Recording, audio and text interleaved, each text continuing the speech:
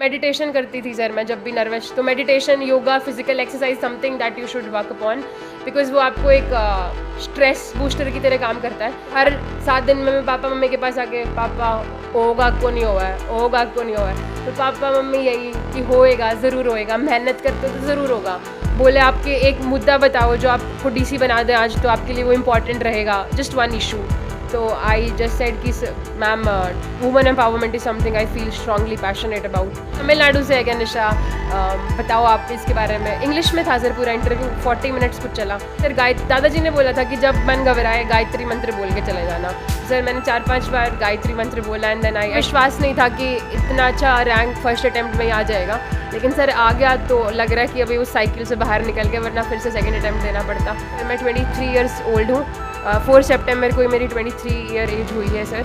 और sir 51 rank है sir. Sir national service, civil service है सर इस जॉब का नाम। तो सर कोशिश करेंगे कि जितना समाज ने हमें दिया है उसका एक्सपोनेंशियली मैं वापस दे पाऊँ। ऐसा है कि होना लाजमी है और आने भी चाहिए खुशी के आंसू। दुख के मैं तो कहता हूँ कभी भगवान ऐसा मौका ना दे किसी को दुख के आंसू आए, खुशी के आंसू आने चाहिए। ज़मीन से जुड़े हुए हम तो किसान परिवार से हैं, उसी में करे जो भी अच्छा करे, ज़मीन से जुड़े हैं, नीचे गरीब लोगों का काम करे। एक बच्चे को बिगड़ना होता है तो घर के अंदर भी बिगड़ जाता है। तो बाहर अगर जाते हैं सर स्टूडेंट्स, तो एक विश्वास के साथ जाते हैं, पेरेंट्स का होता है, पूरे परिवार का उनके साथ होता है। लगता है कि हरियाणा जैसी ट्रेडिशनल सोसाइटी में शायद नॉर्म होगा। सर मेरी फैमिली ने शायद उसको नॉर्मल कर दिया कि आई थिंक सर मेरे भाइयों से ज़्यादा लाड हुए हैं शुरुआत से। आते हैं, शुभकामनाएं आती हैं सर। बड़े बड़े बुजुर्गों से बात हुई तो आंसू आ गए थे सर सबसे मिल के, कि दादाजी जैसे ही सब लग रहे थे। उसको भी थोड़ा अच्छे से ही सेलिब्रेट करना चाहिए, ऐसे ज़्यादा उछलना नहीं चाहिए। तो सर ये सादगीपन मम्मी से ही है सर, माँ से ही है शुरू से ही। नमस्कार, मैं हूं आपका दोस्त विनोद शर्मा और चर्चाओं में आज भिवानी की एक बड़ी अपडेट मैं आपके साथ लेकर के आ गया हूं। निशा ग्रेवाल का नाम पूरे हरियाणा में छा गया है। बामला की बेटी और गांव से निकली है ये बेटी, आज हरियाणा और पूरे हिंदुस्तान में ये नाम चमका हुआ है। हर कोई यहाँ पर बधाई देने के लिए आया हुआ है। निशा ग्रेवाल के साथ हम बैठे हैं, बात करेंगे कैसे महारत हासिल की और आज जिस प्रकार से लोग बधाई दे रहे हैं कैसा महसूस कर रही हैं। निशा कैसा फील कर रही हैं? सर कल से तो समझ ही नहीं आ रहा है कैसा महसूस कर रहे हैं। बस एक बर्डन चला गया कि 10 अक्टूबर को फिर से प्रीलिम्स नहीं देना, क्योंकि उसकी प्रेपरेशन शुरू कर दी थी। सर सब खुश है सर, बस परिवार खुश है, सर खुशी का ही माहौल है सर। पता नहीं सर, अभी तो कोई फीलिंग की डेफिनेशन ही नहीं समझ आ रही है सर। निशा बात करूंगा, कल रात से जब से रिजल्ट आया है आप सोई नहीं है, ये खुशी कैसे शब्दों में बयां करें? सर 6-12 पे रिजल्ट आया था, पूरी रात कोशिश करी कि थोड़ा नींद ले लें, क्योंकि कल फिर से मिलना है, इंटरेक्शन करनी है। लेकिन सर नींद ही नहीं आ रही थी सोच सोच के कि इतने साल की मेहनत, पेरेंट्स की मेहनत, दादाजी की मेहनत, तो सब रियलाइज़ हो गया सर। विश्वास नहीं हो रहा था कि रैंक, पहले तो यही विश्वास नहीं हो रहा था रैंक में मतलब लिस्ट में नाम आएगा।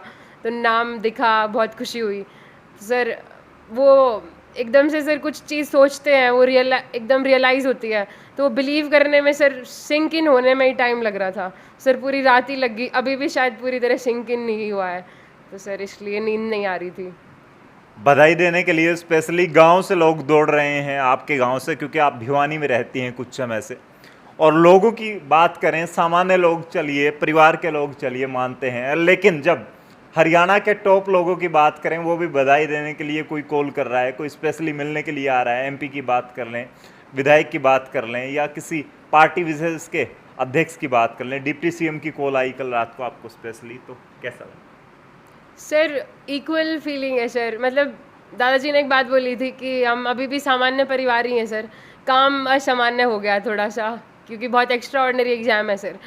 बाकी सर मिलना मतलब अच्छा लगता है, लोगों से बधाइयाँ लेके आते हैं, शुभकामनाएं आती हैं सर। बड़े बड़े बुजुर्गों से बात हुई तो आंसू आ गए थे सर सबसे मिल के, कि दादाजी जैसे ही सब लग रहे थे। और सर फिर इम्पॉर्टेंट पर्सनालिटीज़ का कॉल आया, डिप्टी सीएम चौटाला जी का और भी इम्पॉर्टेंट पर्सनालिटीज़ का। तो सर उन्होंने भी अच्छी शुभकामनाएं दी, तो सर उनसे भी मिलके अच्छा लगा। तो सर अच्छा लग रहा है सबसे मिलके।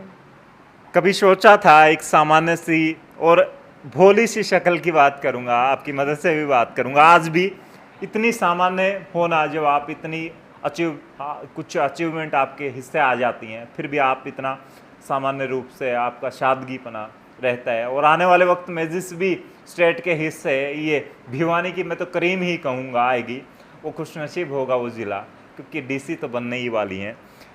इतनी सादगी के साथ कभी सोचा था कि कभी ऐसा मौका मिलेगा? तैयारी कर रही थी जब कॉलेज में पढ़ती थी, और बचपन में क्या बनने का सोचा था निशा? सर हम्बलनेस आई थिंक मेरी मदर से ही आई है सर, ये सादगी कि चाहे फेलियर हो चाहे सक्सेस हो, थोड़ा उसको मॉडरेटली होना चाहिए। ज़्यादा खुशी हो उसको भी थोड़ा अच्छे से ही सेलिब्रेट करना चाहिए, ऐसे ज़्यादा उछलना नहीं चाहिए। तो सर ये सादगीपन मम्मी से ही है सर, माँ से ही है शुरू से ही। उसके अलावा उसके अलावा मम्मी सर, मेरी माँ, मैंने सर बैठ के बस पढ़ाई करी है, मेरी माँ ने मेरे लिए सब करा है। मैं तो सर बैठ के पढ़ती रहती थी, टाइम पे खाना, कॉफ़ी खाना, सोना, सब पापा सर बिना बताए सारी डिमांड पहले ही पूरी कर देना। तो सर पेरेंट्स तो सर पिलर्स ही होते हैं एक स्टूडेंट के, एक किड के। और मेरे ग्रैंडफादर, मेरे एक्सटेंडेड फैमिली सर, डॉक्टर अत्तर मेरे साथ हमेशा शुरू से, अंकल जी मेरे साथ मतलब गाइड करते रहे हैं।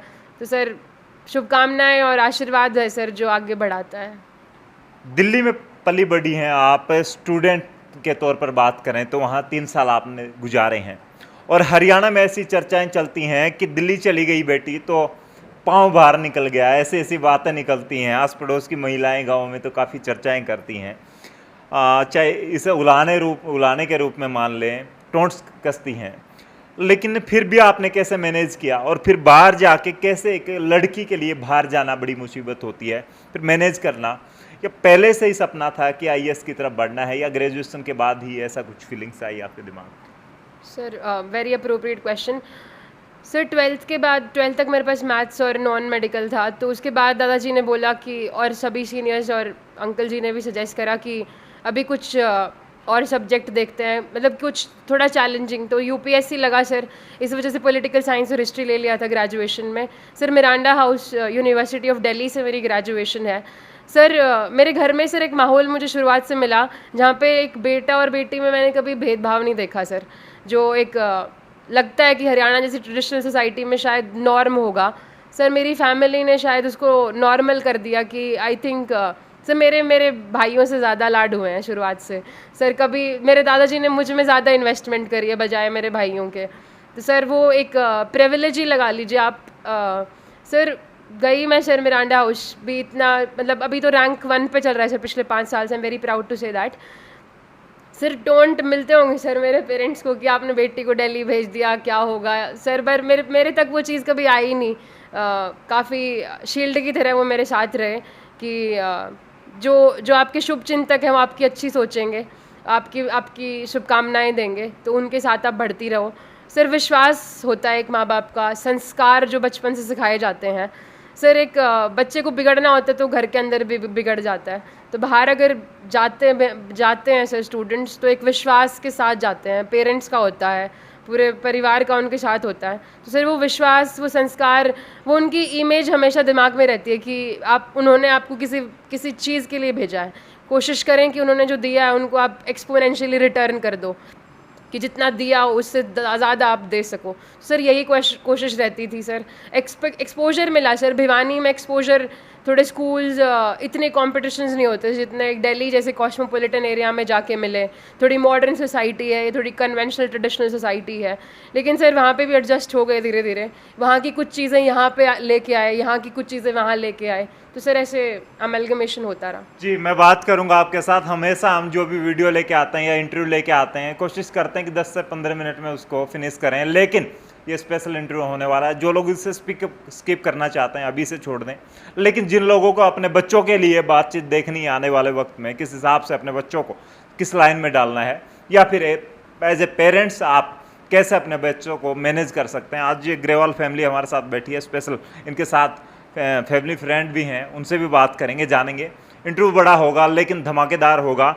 निशा की माँ है, आप भी जिस हिसाब से बेटी सोच रही हैं और आंखों में आपके भी आंसू चल रहे हैं। अभी मैं टोंट वाली बात पे करूंगा। पहले बेटी पैदा हुई, बड़ी बेटी हैं, आपने बेटे के रूप में सेलिब्रेट किया, कैसे महिलाएं चर्चा करती थी कि बेटी को बड़ी आईएएस बनाएंगे, ऐसी कुछ बातें हुआ करती? नहीं जी, बिल्कुल नहीं।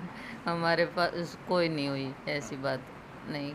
बेटी जब पैदा हुई, पहली पहली बेबी पहला बच्चा होता है आपके यहाँ, और वो भी एक बेबी गर्ल के रूप में, बेटी के रूप में होता है, तब गांव में कैसी चर्चाएं थी? जो ये तो कई घर साल में तो ये बड़ी थी और बहुत खुशी हुई थी। हाँ जी। हरियाणा में यूँ कहते हैं कि पूत के पांव पालने दिख जाते हैं। कुछ लगता था निशा बड़ी होके कुछ बड़ा ही बनेंगी? नहीं जी, बच्चे बचपन में नॉर्मल ही होते हैं। ऐसा कुछ नहीं दिखा। हाँ जी। स्पेशल मेंटर के रूप, हम्बलनेस है सर। देखिए किस हिसाब से सच ही कह रही है निशा। सारा सब कुछ जो संस्कार हैं या इनके चेहरे पर सादगी है वो इनकी माँ की तरफ से ही आई है। और मैं बात करूँगा, मेंटर के रूप में आपने काम किया, क्या कहेंगे निशा के रूप में, कैसे देखते हैं निशा के इस सफ़र? मेरे इस परिवार से पिछले 25 साल से पारिवारिक संबंध है। निशा ने जो ही ये स्कूल में थी, मेरे बेटे का दिल्ली जुडिशियल सर्विसेज में सिलेक्शन हुआ था, उससे मोटिवेट हुई। फिर पापा को लेके साथ मेरे साथ पास आई, अंकल जी मैंने भी कंपटीशन फाइट करना है। उसके बाद ये लग गई अपनी पढ़ाई में। इनके दादा का बड़ा सहयोग रहा है। मैट्रिक से पहले उन्होंने, मैथ के टीचर हैं रिटायर्ड, वो अच्छे टीचर हैं, उन्होंने पढ़ाया इनको, घर पे स्पेशल अटेंशन दी है। उसके बाद इनमें मोटिवेशन आ गया कंपटीशन फाइट करने का, और ये पूरी लगन के साथ लग गई। +2 में अच्छी मेरिट लेके दिल्ली में मिरांडा हाउस में फिर एडमिशन, बेटे दिल्ली एडमिशन लेना है अगर अच्छे कंपटीशन के लिए जाना, वहाँ एडमिशन मिला और वहाँ भी ये टॉपर रही है। और वहाँ फर्स्ट अटैम्प्ट में ही इतनी मेहनत की कि इसमें 51 रैंक इनका आया है।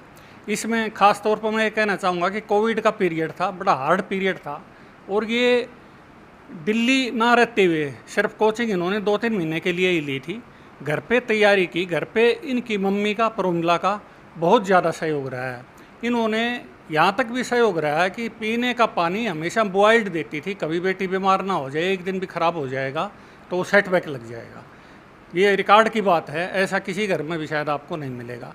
और इनके पापा की भी इतनी मेहनत रही है कि बिटिया को पूरा स्पेस दिया। ऊपर ये किराएदार रखते थे, उनको से छुड़वाया घर और पूरा स्पेस दिया, भाई कोई डिस्टरबेंस ना हो। और खाने का, पीने का, डाइट का, जो बाहर की ज़रूरतें हैं वो सब पूरी इन्होंने की। और इसने पूरी लगन से बिटिया ने, निशा ने यहाँ पढ़ाई की। मैं बात करूंगा सुरेंद्र ग्रेवाल, निशा के पिताजी हमारे साथ। जानेंगे एक माँ बाप का त्याग बच्चा जब पैदा होता है तब से शुरू हो जाता है, उसकी निजी लाइफ है वो फिर सोशल के समान हो जाती है, वो अपने बच्चे के बारे में सोचना स्टार्ट कर देता है। सुरेंद्र ग्रेवाल से जानेंगे बेटी को इस रूप में देखकर आज, हालांकि इनकी आंखों में आंसू आ चुके हैं, क्या कहेंगे सुरेंद्र जी? बड़ी खुशी हो रही है जी, और आंसू वाली तो कोई बात नहीं। और बड़ी खुशी है। और इसमें विशेष क्या किया, हर एक माँ बाप, मेरे पिताजी ने भी हमारे लिए किया था, वो हमने इनके लिए कर दिया। तो सोचा था कभी बेटी हाँ, मैंने बनेगी, इस रूप में मेरे पहले का पता था। इसका इतना जिद है, कोई चीज़ की नूर देख ली नहीं, वो करना हो करे आज। जिद मैं पहले से जानता था इसका, सबसे पहले मैंने बोला था इसको, अगर तू तो बड़ा काम करेगी, कोई करे छोटा। हरियाणा में यूँ कहते हैं कि कौन सा तू तेरा लड़का डीसी लग रहा है, कौन सा डीसी का है, तो वो कहावत तो आज सिद्ध कर दी, आज बेटी ने डीसी के बाप बन गए। हाँ, डीसी बनना तो बड़ी बात है, लेकिन डीसी के बाप बन गए। हाँ, डीसी के बाप बन गए। अच्छा, तो क्या कहेंगे बेटी को आने वाले वक्त में, क्या मैसेज देना चाहेंगे? जैसे ये समाज में उतरेंगे या बस सोशल कोशिश करेंगे, सेवा समाज का, कृषकों का सामाजिक काम, ज़मीन से जुड़े हुए, हम तो किसान परिवार से हैं, उसी में करे, जो भी अच्छा करे, ज़मीन से जुड़े है, नीचे गरीब लोगों का काम करे। आपसे जानना चाहूँगा प्रमिला अग्रवाल जी, और निशा की माँ हैं, जैसे सर बता रहे थे थोड़ी देर पहले, बॉयल वाटर आपको स्पेशली दिया गया, आपने खाना है आपने बेड पे दिया, इनको स्पेशली ध्यान रखा, किस तरीके से मैनेज किया? कभी गुस्सा नहीं आता था? बेटी नहीं है तो माँ बन गई हरियाणा में। नहीं जी, इसकी मेहनत ने देख के कोई गुस्सा नहीं आया जी। दिन रात लगी रहती थी। हाँ जी, आज वो सब ब्याज समेत इन्होंने लौटा दिया। लौटा दिया, बिल्कुल। हाँ जी। आज दूसरी आस पड़ोस की महिलाएं, रिश्तेदार की, या फिर आपके जहाँ से आप आती हैं, आपके मायके से अब बधाई आ रही है, तो कैसा महसूस कर रही है? बहुत गर्व महसूस हो रहा है जी। हाँ जी, बिल्कुल। अच्छा, तो निशा आप बात कर लेते हैं कि आने वाले वक्त में कैसे मैनेज करेंगे। देखिए आप एक बार दिखा दें निशा को यहाँ पे थोड़ा सा इमोशनल हो गई हैं, और मौका भी ऐसा है, दस्तूर भी ऐसा है कि होना लाजमी है और आने भी चाहिए खुशी के आंसू। दुख के मैं तो कहता हूँ कभी भगवान ऐसा मौका ना दे किसी को दुख के आंसू आए, खुशी के आंसू आने चाहिए। निशा क्या कहेंगी आगे आने वाले वक्त में कैसे मैनेज कर पाएंगी? अब घर भी छोड़ना पड़ेगा और आपने हमसे ऑफ कैमरा बात की कि आप ऐसी लड़की हैं, ऐसी बच्ची हैं कि घर से कम ही बाहर निकलना पसंद करती हैं, चाहे आप दिल्ली में पढ़ी हैं, लेकिन फिर भी तो अब बाहर निकलना है, मुसीबतें भी आएंगी, एक ऑफिसर के रूप में कैसे मैनेज करेंगी? सर वो लॉकडाउन मैंने एग्ज़ाम की प्रेपरेशन के लिए लगाया था कि थोड़ा कांटेक्ट, ताकि प्रेपरेशन पे फोकस्ड रहूं। लेकिन सर मेरा एक्सपोजर काफ़ी है, दिल्ली में जाके अच्छा एक्सपीरियंस हुआ है सर। हॉस्टल मिल गया था मेरे को दिल्ली यूनिवर्सिटी में, तो सर वो काफ़ी एनरिचिंग था वो एक्सपीरियंस। सर ऐसा नहीं है कि मैं बाहर जाना पसंद नहीं करती, वो बस चॉइस थी कि I want to prepare dedicatedly for this service, so I really want to give my 100%। तो मैं बस ये चाहती थी कि अपने दोस्तों से मैं फिर बाद में बात करूँगी, अब बात कर लूँगी। तो इसलिए सर अभी आगे की सर्विस सर वो ट्रेनिंग होगी अभी शायद दिसंबर में स्टार्ट हो जाएगी, लबाशना मसूरी में होगी सर 10 मंथ्स की। तो सर वो बताएंगे मेन क्या आगे होने वाला है सर, कहाँ कैडर क्या मिलेगा, कहाँ पे कौन सी स्टेट मिलेगी। हर स्टेट की सर अलग इम्पॉर्टेंस होगी, अलग ज़रूरतें होगी। एग्रीकल्चर होगा सर, पूरी इंडिया का फोकस है, वुमेन एम्पावरमेंट है सर, एजुकेशन है। तो यही सब सर जो मेन हमारी इंडिया की ग्रोथ स्टोरी के लिए जो इम्पॉर्टेंट पिलर्स हैं, जो आत्मनिर्भर भारत की हम बात करते हैं सर, यही पिलर्स पे काम करेंगे sir. Sir national service, civil service है सर इस जॉब का नाम। तो सर कोशिश करेंगे कि जितना समाज ने हमें दिया है उसका एक्सपोनेंशियली मैं वापस दे पाऊँ, और सर ये हमारे सीनियर्स, टीचर्स, पेरेंट्स के गाइडेंस के साथ ही होगा। जी निशा, हम बात करेंगे, वैसे तो लोगों को पता है आज हर अखबार में सुर्खियों में है निशा अग्रवाल, लेकिन बात करेंगे कब मन बना कि मैं आईएएस भी बन सकती हूँ, मुझे एग्ज़ाम देना चाहिए यूपीएससी का। और दूसरी तरफ बात कर लें कितने समय में कौन सा अटैम्प्ट था आपका, और कब आपने एग्ज़ाम की तैयारी की, कौन से अटैम्प्ट में आपने कब एग्ज़ाम दिया था, कैसे? सर 12th तक साइंस थी मेरे पास, उसके बाद मेरा पॉलिटिकल साइंस और हिस्ट्री में थोड़ा इंटरेस्ट बना। मैंने डॉक्टर अंकल से भी बात करी, उन्होंने बोला कि Miranda House is a good college, so take humanity subject. मैंने हिस्ट्री और पॉलिटिकल साइंस ले लिया था सर, और उसके बाद मैं थोड़ा कॉन्शियस हो गई थी that I want to prepare for this service. तो सर पहले तो 2 साल मैंने कॉलेज के मेनली अपने एकेडमिक्स पे ही फोकस करा, जो प्रोफेसर्स पढ़ाती थी उसी को ध्यान से पढ़ा, उनकी कॉलेजेस की बुक्स, लाइब्रेरी में सर मैंने बहुत अच्छे से टाइम स्पेंड करा। Miranda has one of the finest library in the country sir. उसके बाद सर 3rd ईयर में मैंने और अच्छे से प्रेपरेशन स्टार्ट कर दी थी, बिकॉज न्यूज़पेपर पढ़ना या वो तो पहले से हो गया था सर, लेकिन कॉन्शियसली जो एग्ज़ाम रिलेटेड बुक्स थी वो तब ज़्यादा फोकस में आ गई थी। और सर फिर कोचिंग ली थी 3rd ईयर में कुछ महीनों के लिए, और सर फिर मैं घर वापस आ गई थी मई 2019 में। फिर मैंने सर यहीं से प्रेपरेशन करी। सर कोविड की वजह से पीरियड एक्सटेंड हो गया सर। फर्स्ट अटैम्प्ट है मेरा, मैं 2019 में एलिजिबल नहीं थी, सो 2020 मेरा फर्स्ट अटैम्प्ट है सर। मैं 23 ईयर्स ओल्ड हूँ, 4 सितंबर को ही मेरी 23 ईयर एज हुई है सर। और सर 51 रैंक है सर।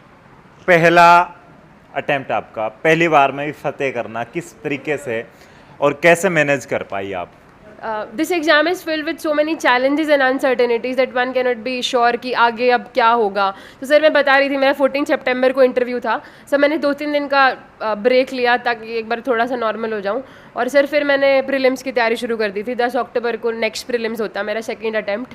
तो सर अभी तो विश्वास नहीं था कि इतना अच्छा रैंक फर्स्ट अटैम्प्ट में ही आ जाएगा, लेकिन सर आ गया, फर्स्ट अटैम्प्ट में ही आ जाएगा।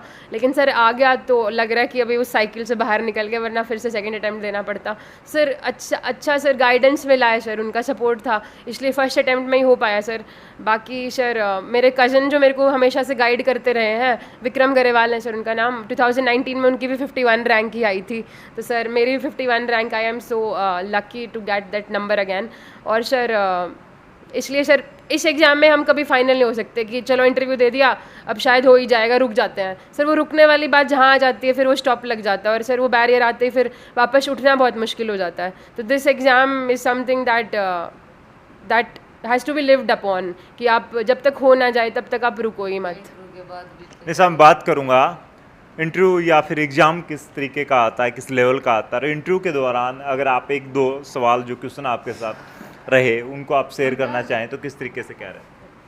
सर सर एग्ज़ाम का प्रोसेस बहुत ज़्यादा इंटरेस्टिंग था सर। सर प्रीलिम्स में ऑब्जेक्टिव क्वेश्चंस आते हैं, मेंस में सब्जेक्टिव क्वेश्चंस आते हैं, और इंटरव्यू अपने आप में एक बहुत बड़ा प्रोसेस है। सर प्रीलिम्स में मैंने मॉक टेस्ट से मदद ली, उसमें सर कट ऑफ आती है, वो कट ऑफ क्लियर करनी पड़ती है सर, वो अच्छे से हो गई थी मेरी। सर मेंस में मैंने आंसर राइटिंग प्रैक्टिस करी, उसमें 9 सब्जेक्ट होते हैं, 9 पेपर होते हैं sir, mainly history, political science, geography, world geography, international relations, economics, agriculture, science and technology, internal security, ethics, and then 2 subject आपके खुद के, 1-2 पेपर आपकी खुद की चॉइस के, जो मेरे पॉलिटिकल साइंस और इंटरनेशनल रिलेशंस थे। तो सर ये जर्नी रही सर। फिर मेंस जनवरी 2020 में हुए हैं, 9 एग्ज़ाम्स थे, और सर उसका रिजल्ट आ गया था। फिर इंटरव्यू हुआ, 14 सितंबर को मेरा इंटरव्यू था sir, doctor Manoj Soni sir का बोर्ड था मेरा सर। अगर मैं कैसे, अगर एंट्री की बात करें, आप एंटर हुई और किस तरीके से आपकी बातचीत हुई, और 1-2 सवालों पे हम चर्चा। हाँ sir, in brief I would like to tell you कि मैं बहुत ज़्यादा नर्वस थी। जब हमें पहले बोर्ड रूम तक लेके आया जाता है, थोड़ी देर रूम के बाहर बिठाया जाता है, हमें वहीं पे पता लगता है कि हमें किसका बोर्ड मिलेगा।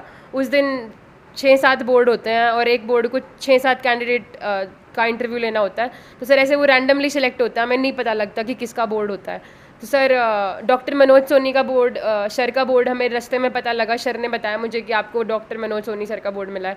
मैंने कहा आई वाज स्कैर्ड बिकॉज बाहर थोड़ा ऐसा था कि सर बहुत स्ट्रिक्ट होते हैं, but then I realise that अभी तो इंटरव्यू तो उनको ही देना है, तो जो होगा देखी जाएगी। Sir I just shut down and relax for a bit. I could not relax for, पहले शुरुआत में ऐसे लगा कि this is the moment.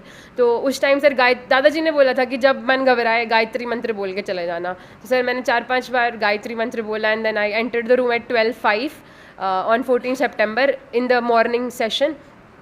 Sir पहले घुसते ही सर उन्होंने देखा, शील्ड लगवाते हैं, मास्क लगवाते हैं, ग्लव्स पहनवाते हैं, तो उन्होंने बोला कि निशा हैव अ सीट। आई पहले सबको ग्रीट करा, बिठाया, तो उनका बैठते ही सर वो उन्होंने मास्क वगैरह वेरीफाई कराया, मतलब फेस वगैरह देखा। सर मेरे को लगा वो पहले इंट्रोडक्शन वगैरह पूछेंगे, बट सर उनका पहला क्वेश्चन कि सर मैडम जो आपने साड़ी पहन रखी है इसके बॉर्डर को कुछ बोलते हैं, is it called temple, what is, उसको बोलते क्या है, ये तमिलनाडु से है क्या निशा, बताओ आप इसके बारे में। इंग्लिश में था सर पूरा इंटरव्यू, 40 मिनट्स कुछ चला। तो मैंने बोला सर मैंने दुकान वाले से पूछा था, तो उन्होंने बोला था कि आंध्र प्रदेश की वेंकटगिरी कॉटन है और इस बॉर्डर को टेम्पल बॉर्डर बोलते हैं। Then he just smiled and said okay nice, and then the question started about Miranda House कि आपका कॉलेज बहुत न्यूज़ में रहता है। तो I said कि I'm very proud to say that the college is getting rank 1 from the last 4-5 years. So then the discussion went upon कैसे criteria होता है, रैंक कैसे निकलती है। फिर मेहंदी मेरी हॉबी है सर, वो डैफ में लिख रखी है मैंने। डैफ जाता है सर डिटेल एप्लीकेशन फॉर्म, तो उसमें मेहंदी लिख रखा था, तो मेहंदी पे क्वेश्चन पूछा कि मेहंदी कलर कैसे छोड़ती है, मेहंदी का कल्चरल सिग्निफिकेंस क्या है, और आप कैसे लगाती थी। तो सर इनका आंसर मैं गांव में दुल्हनों को लगाती थी जो थोड़ी वेल ऑफ फैमिली से नहीं थी, जो ये पार्लर का एक्सपेंडिचर ज़्यादा नहीं कर पाती थी। तो मैंने ऐसे ही डिस्कशन रखा सर। उसके बाद वुमेन एम्पावरमेंट पे बात हुई, जेंडर जस्टिस पे बात हुई, मैं कथक सीखा था मैंने 11th-12th में, तो उस पे बात हुई। डिबेट, पोइट्री करती थी मैं, एडवेंचर स्पोर्ट्स में ट्रैकिंग कैंप पे जाती थी, उस पर बात हुई सर। बोले आपके एक मुद्दा बताओ जो आपको डीसी बना दें आज, तो आपके लिए वो इम्पॉर्टेंट रहेगा, जस्ट वन इशू। तो आई जस्ट सेड कि ma'am women empowerment is something I feel strongly passionate about. तो then she asked me about, there were 2 lady members and there were 3 male members, and sir the interview went on. One ma'am asked me कि उस दिन हिंदी दिवस था sir, 14 सितंबर था, तो ma'am ने बोला चलो निशा अपने वर्ड्स के पर्यायवाची बताओ 2 अपने नाम के। तो मैं याद करके गई थी सर बहुत सारे, पर उस टाइम माइंड इतना ब्लैंक होता है, तो मैंने पहले बोला मैम निशा का पर्यायवाची रात, फिर मैम बोली एक और बताओ, मैंने बोला रात्रि। देन एवरीबडी स्टार्टेड लाफिंग कि कुछ नया नहीं बोला, अब रात रात्रि सेम ही होता है, but then it was fine sir, it was just a conversation. मेरा मकसद ये था कि वो क्वेश्चन आंसर सेशन की बजाय बातचीत बने, क्योंकि दादाजी ने ये बोला था कि उधर सोचना कि आपके फैमिली मेम्बर्स ही बैठे हैं, सीनियर सिटीजन्स हैं, अच्छे से बात करके आना पोलाइटली। सर वो मैं कोशिश करी कि मैं वही करके आऊँ सर, ये इंटरव्यू था सर। निशा मैं बात करूँगा जिस हिसाब से उनके सवाल रहते हैं, कुछ ऐसे सवाल भी होते होंगे जिसमें वो शायद उन्हें खुद भी आंसर नहीं पता होगा। जैसे उन्होंने आपकी साड़ी के पल्लू का एक बॉर्डर के बारे में पूछा, शायद उन्हें नहीं पता होता। या आपका क्या मानना है, लेकिन वो जिस तरीके से आपके कॉन्फिडेंस लेवल को चेक करते हैं, आप कैसे मैनेज करते हैं हर बात को, क्या ऐसा कुछ होता है? सर लग रहा था, एक तो ओपिनियन बेस्ड काफ़ी क्वेश्चंस थे कुछ, जैसे रिसेंट इशू रोहतक में एक लड़के ने अपनी फैमिली का मतलब किल कर दिया था पूरी फैमिली, तो उस पर जैसे ये कंट्रोवर्शियल इश्यूज़ पे वो ओपिनियन जानना चाहते थे कि what does this person think about and other issues that are important.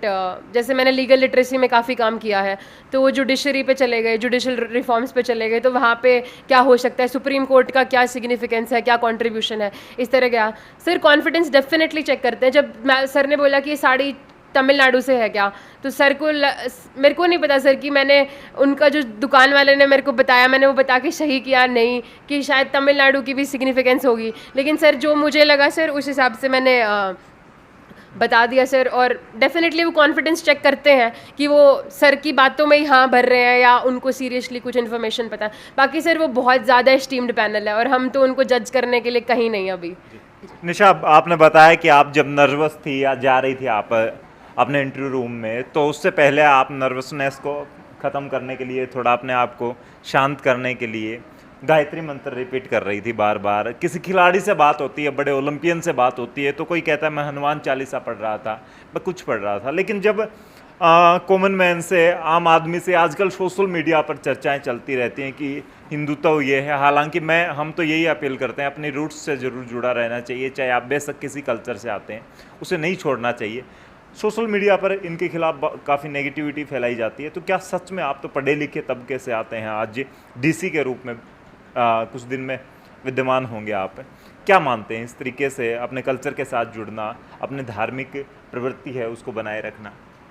Sir मैंने हिस्ट्री कुछ हद तक पढ़ी है, टीचर्स ने मेरे को समझाई है। सर हिस्ट्री थोड़ी, कल्चर एक इम्पॉर्टेंट पार्ट है हिस्ट्री का। कल्चर हमें अपनी रूट्स को दिखाता है कि हम कहाँ से शुरुआत हुई, कहाँ हम इवॉल्व हुए। तो कल्चर मेरे हिसाब से सर ज्योग्राफी से भी रिलेटेड है कि एक रीजन की ज्योग्राफी कैसे उधर ऐसा कल्चर आ जाता है। सर कल्चर मेरे लिए बहुत इंपॉर्टेंट है सर, और आई थिंक हर पर्सन के लिए इंपॉर्टेंट होना चाहिए सर। सोशल एलिमेंट्स होते हैं जो सेम चीज़ को गलत तरीके से भी दिखाते हैं, लेकिन सर बात है कि आप उसको पॉजिटिवली कैसे डिपिक्ट करते हो, आप एक कल्चर को कितना अच्छे से आप उसको एब्जॉर्ब करते हो, उसको अपनी फैमिलीज़ में, अपने जनरेशन्स में ट्रांसफ़र करते हो। सर जो हमारे अच्छे कल्चर हैं, जैसे उन्होंने साड़ी पे क्वेश्चन पूछा या मेहंदी पे क्वेश्चन पूछा कि मेहंदी का कल्चरल सिग्निफिकेंस क्या है, तो सर ये हमारे कुछ ट्रेडिशंस थे जो अभी तक चले आ रहे हैं, तो उनके बारे में जानना, पढ़ना सर मेरे लिए इंपॉर्टेंट था। तो मेरे हिसाब से कल्चर ज़रूरी होता है सर। निशा, मैं बात करूंगा, जब से आपने सोचा कि मैं यूपीएससी की तैयारी करूंगी, आज सिलेक्शन तक, इस दौरान नर्वसनेस भी आई होगी, स्ट्रेस भी आई होगी, डिप्रेशन के हालात भी बन जाते हैं कई बार, तो कैसे मैनेज कर पाई और अपने आप को मोटिवेट करने के लिए निशा ने क्या डोज ली? सर आई थिंक अब कुछ भी, आई थिंक कोई भी काम करते हो, कोई भी छोटे से छोटा या बड़े से बड़ा काम करते हो और ठान लेते हो कि करना ही है, तो ऑब्वियसली नर्वसनेस आएगी, बिकॉज आप चाहते हो आप वो अच्छे से काम हो, तो उसकी वो सक्सेसफुल हो या ना हो, वो टेंशन हमेशा रहती है सर। और ये प्रोसेस भी सर बहुत ऐसे लगा सर कि थ्रू आउट दिस प्रोसेस आपको अनसर्टेनिटी होगी सर। हर 14 दिन में, हर 7 दिन में लगेगा कि शायद नहीं होगा, क्योंकि 7-8 लाख बच्चे बैठते हैं और लास्ट में सर 700-800 सेलेक्ट होते हैं। तो सर वो इतना सिलेक्शन रेशियो इतना कम है कि लगता है कि हम में ऐसा क्या जो हम सेलेक्ट हो जाएंगे, तो सेल्फ डाउट हमेशा रहता है sir. But then you need something to hold upon, you need your family to support. तो हर 7 दिन में मैं पापा मम्मी के पास आके पापा होगा कौन, हर 7 दिन में मैं पापा मम्मी के पास आके पापा होगा को नहीं हुआ है, होगा को नहीं हुआ है, तो पापा मम्मी यही कि होएगा, ज़रूर होएगा, मेहनत करते हो तो ज़रूर होगा। तो सर वो मेहनत पे विश्वास रखना, दादाजी का सपोर्ट मिलना। सर मैं जब भी नर्वसनेस ज़्यादा होती थी तो grandfather was something godly figure for me, तो मैं उनके पास चली जाती थी और सर वो ऐसे अंधेरा सा हो जाता था, उसको उजाले में कन्वर्ट कर देते सिंपल बातों से, नॉर्मल कॉन्वर्सेशन से। और सर उधर भी सर नर्वसनेस थी इंटरव्यू के बाहर। गायत्री मेडिटेशन करती थी सर मैं जब भी नर्वस, तो meditation, yoga, physical exercise something that you should work upon, because वो आपको एक स्ट्रेस बूस्टर की तरह काम करता है। अभी मैं फिजिकली इतनी बैठी सर मेरा थोड़ी हेल्थ डगमगा गई है, बट मैं मेडिटेशन पे काम करती हूँ, तो फिजिकल फिटनेस भी something that I will work upon. तो सर स्पोर्ट्स करके, ऐसे करके हम कर सकते हैं, और सर मेडिटेशन और अपनी फैमिली और फ्रेंड्स से बात करके। गांव की बेटियां या उन पेरेंट्स के बारे में क्या मैसेज देना चाहेंगी? बच्चे जो पढ़ते हैं उनको क्या मैसेज देना चाहेंगी? So my final message would be sir कि if you think कि आप एक काम करना चाहते हो, एक आइडिया आपने मान लिया है, तो आप उसको 100% दो। उसके चैलेंजेस को भी रखो कि ये भी आएंगे, तो उसको साथ रख के मेहनत 100% दे के। सर निष्काम कर्म की जो फिलॉसफी है लॉर्ड कृष्णा की, that is something that I try to hold upon, कि आपने कर्म कर दिया, उसके बाद आप थोड़े से दिन थोड़ा रिलैक्स होकर फल की चिंता ना करें, लेकिन वो होती है सर, उस नेचुरली होती है। उसके अलावा सर मेरा मैसेज है ये गाँव की फैमिली या कहीं भी फैमिली हो, कि आप एक लड़का लड़की में भेदभाव ना करके एक इक्वली इन्वेस्ट करो आप। एंड आई थिंक आज के ज़माने में सर धीरे धीरे वो सोच और बदल जाएगी, बट सर मैंने उतना डिस्क्रिमिनेशन फेस नहीं करा, तो मैं उस चीज़ को और आगे फैलाना चाहती हूँ कि पेरेंट्स इक्वली इन्वेस्ट करें अपने दोनों बच्चों में। ये थे हमारे साथ निशा अग्रवाल, जो आने वाले वक्त में किसी कैडर से, किसी स्टेट से डीसी हो सकते हैं। जिस प्रकार से आपने देखा इनके चेहरे पर सादगी झलकती है, और मैं सैल्यूट करता हूँ हरियाणा के भिवानी की एक ऐसी बेटी को जो आज भी अपने रूट्स के साथ जुड़ी हुई है, अपने माँ बाप के बारे में, अपने दादाजी के बारे में वैसा ही सोचती है सिलेक्शन के बाद भी, और आने वाले वक्त में हिंदुस्तान में जिस क्षेत्र में भी जाएंगी वहाँ पे बदलाव करेंगे। और लाजवाब वक्ता हैं, और जिस हिसाब से इनका अब मूड है, आने वाले वक्त में अगर ऐसे ही IAS, ऐसे ही अधिकारी आते हैं तो बदलाव जरूर होगा। आप इस वीडियो के नीचे कमेंट जरूर करें, आपके इनके बारे में क्या सोचते हैं, फैमिली के बारे में क्या सोचते हैं, आप अपने बच्चों को कहाँ तक देखना चाहते हैं, आप बच्चे देख रहे हैं उन्हें किन मुसीबतों के साथ पढ़ना पड़ रहा है, रहना पड़ रहा है। आप शेयर करें इस वीडियो को। तब तक के लिए धन्यवाद। राम राम, जय हिंद।